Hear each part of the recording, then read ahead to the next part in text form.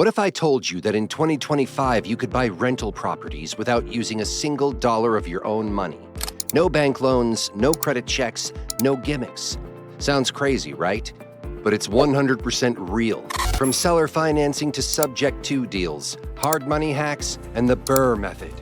Today's investors are building empires with creativity, not capital. In this video, I'll show you exactly how it's done, step by step.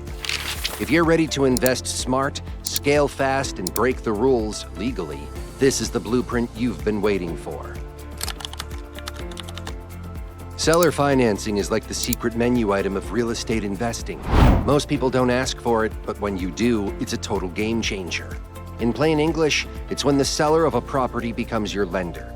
No banks. No loan officers judging your credit score from 2012. Just you and the seller agreeing on a price, interest rate, payment schedule, and if you play it right, a down payment so small you'll feel like you just pulled off a legal heist. So why would a seller say yes to this? One word: cash flow. Instead of a lump sum, they get consistent monthly payments with interest, just like a bank, without ever needing a cubicle. This is especially attractive to tired landlords, folks who've inherited properties, or sellers in a slow market. Plus, with no agents or banks involved, deals can close faster than you can say 30-year fixed rate. When making the pitch, be smooth. Say something like, "You'll earn monthly income without lifting a finger," or "We can close in days, not months," making it about solving their problem, not just getting a deal. Now, when negotiating, you want to go full Jedi. Ask for zero or minimal down payment, interest-only payments for the first few years, and a balloon payment in 5 years.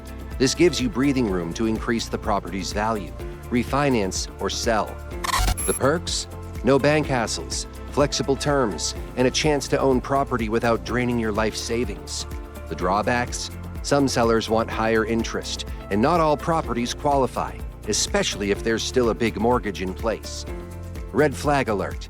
If the seller is fuzzy on the title or dodges mortgage questions like they're on a game show, run. That's a deal wrapped in a lawsuit waiting to happen. And yes, always bring in a real estate attorney.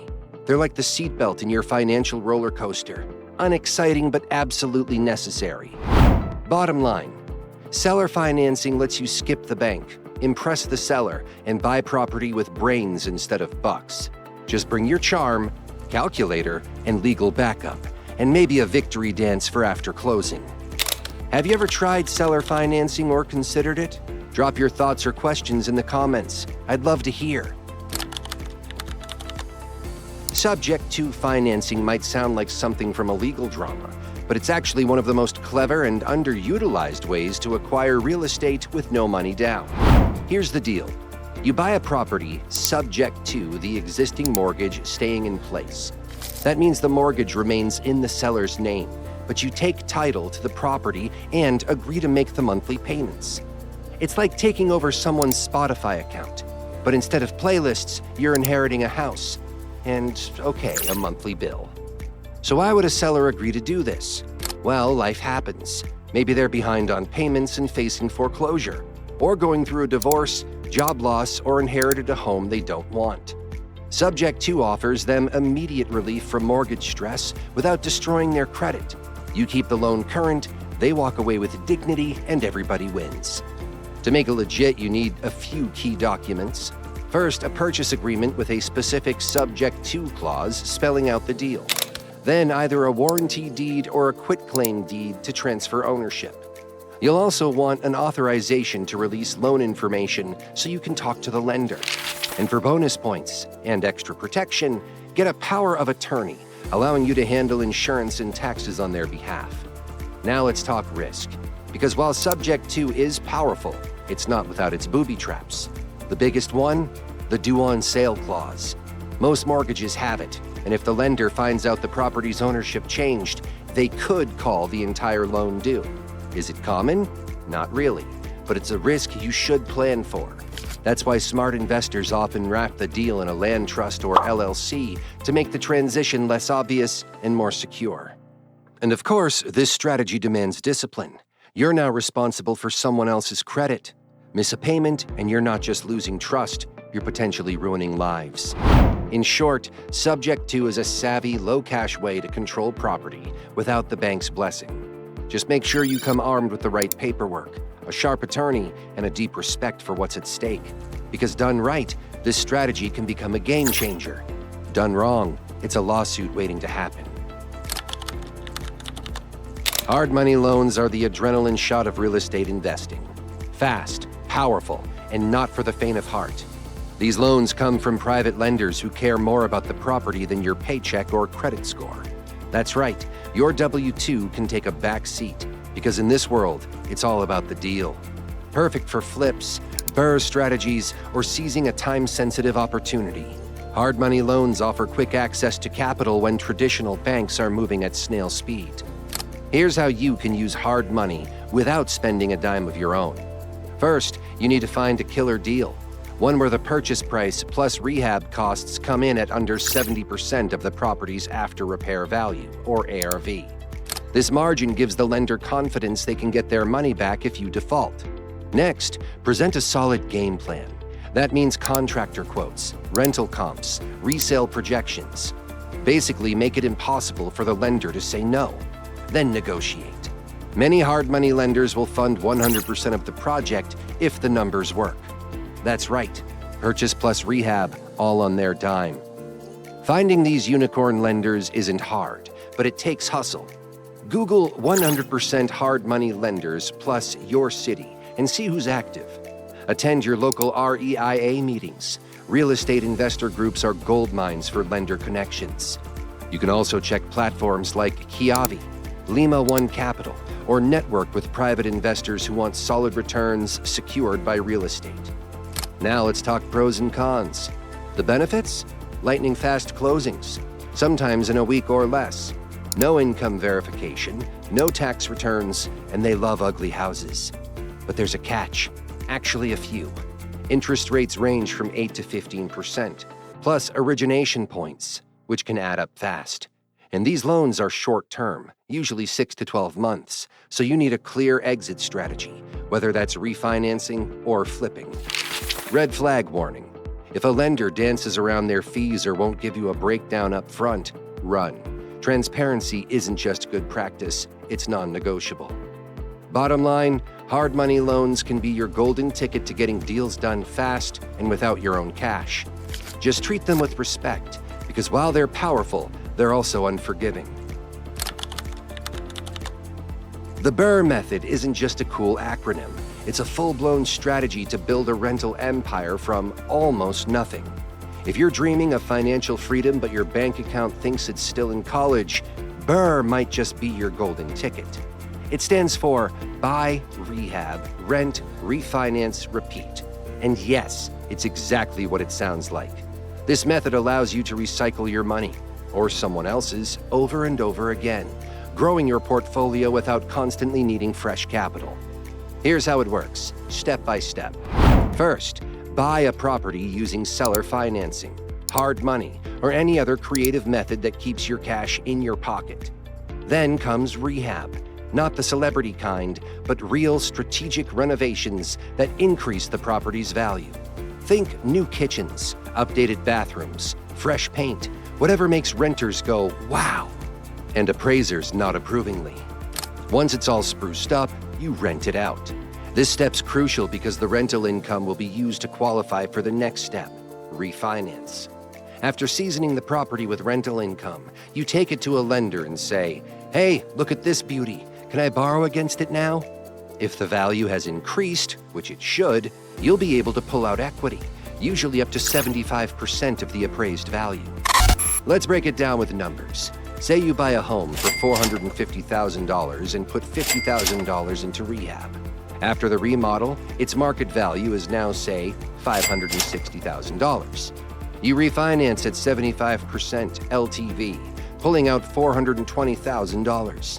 Pay back your $400,000 hard-earned money loan, and you're left with $30,000 cash and a full renovated cash-flowing rental. Then you repeat. Rinse, repeat, and boom, you're building a portfolio like a pro. Pro tip, use DSCR, debt service cover ratio loans for the refi. These are based on the property's rental income. not your W-2 or how much avocado toast you eat. It's all about the numbers the property produces. Done right, BRRRR is like cloning your investment capital. You keep rolling that same stack of money into deal after deal until one day you wake up and realize, oh look, I accidentally built generational wealth. Liking this so far? Hit that subscribe button so you don't miss out on more creative real estate hacks every week. Let's bring all this strategy down to earth with some more examples.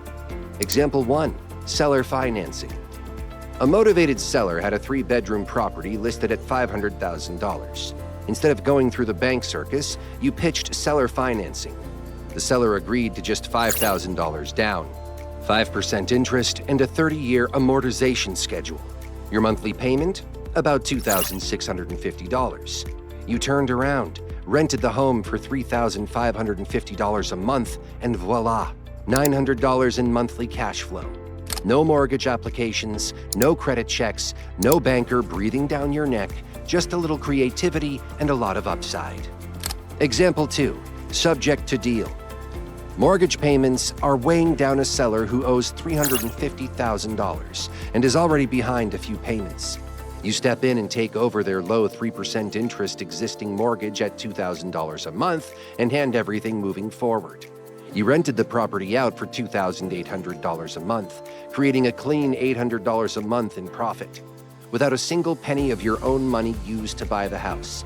You didn't just solve your cash flow problem, you solved the seller's emotional and financial burden too. Now, none of this works without the right contracts. At a minimum, you'll need a purchase and sale agreement to lock in the terms, a promissory note for seller financing that outlines what you owe and when, a deed of trust or mortgage deed to secure the property, a subject to addendum detailing who's responsible for what, and crucially, use escrow and title services. Don't try to DIY legal stuff. It's not IKEA furniture. One misstep can cost you the whole deal or worse. These examples prove one thing. With the right strategy and documents, building a rental portfolio with little to no money isn't just possible, it's happening, and it could be your story next. Finding the right deals is half the battle in creative real estate investing, and luckily there's no shortage of gold if you know where to dig. Start with the obvious, Zillow and Craigslist. Look specifically for sale by owner or FSBO listings, where sellers are already open to non-traditional options. These folks often don't want to deal with agents, which makes them ideal candidates for seller financing or subject to deals. Next, dive into Facebook groups like Creative Finance or Real Estate Investors. These communities are full of people actively doing deals, sharing leads, or just overwhelmed landlords looking for an exit. You can also use tools like PropStream or Batch Leads to pull lists of distressed sellers, people in pre-foreclosure, behind on taxes, or who own vacant properties. Don't underestimate the power of driving for dollars either. Hop in your car, cruise through neighborhoods, and jot down addresses of properties that look neglected. Tall grass, boarded up windows, junk mail piling up. Look up the owner's mailing address from public records like the county tax assessor or recorder's office. Next, look up the owner's phone number using free reverse address lookup tools like SPOEP, True People Search, ECT, or use the paid services I mentioned like PropStream. And if the property is owned by an LLC, check the Secretary of State Business Registry. Look up the registered agent and reach out. It's old school, but it works. Lastly, connect with wholesalers. Tell them you're looking for seller finance or subject to deals specifically. Pro tip, use simple scripts like, would you consider terms if I gave you your asking price? You'd be surprised how many doors that little sentence can open. Final tips for 2025 investors? Simple but crucial. Always use a title company or real estate attorney. Don't wing it with legal stuff. Protect yourself with solid insurance, ironclad contracts, and clean bookkeeping. Your future self and the IRS will thank you. And network like your net worth depends on it. Because it does. Deals often come from unexpected places, even a casual chat at Starbucks. Talk about what you do, stay curious, and build relationships. Real estate success isn't just about properties, it's about people. Stay sharp, stay legal, and stay connected. If you found this helpful, hit that subscribe button and join us for more smart, money-free real estate moves.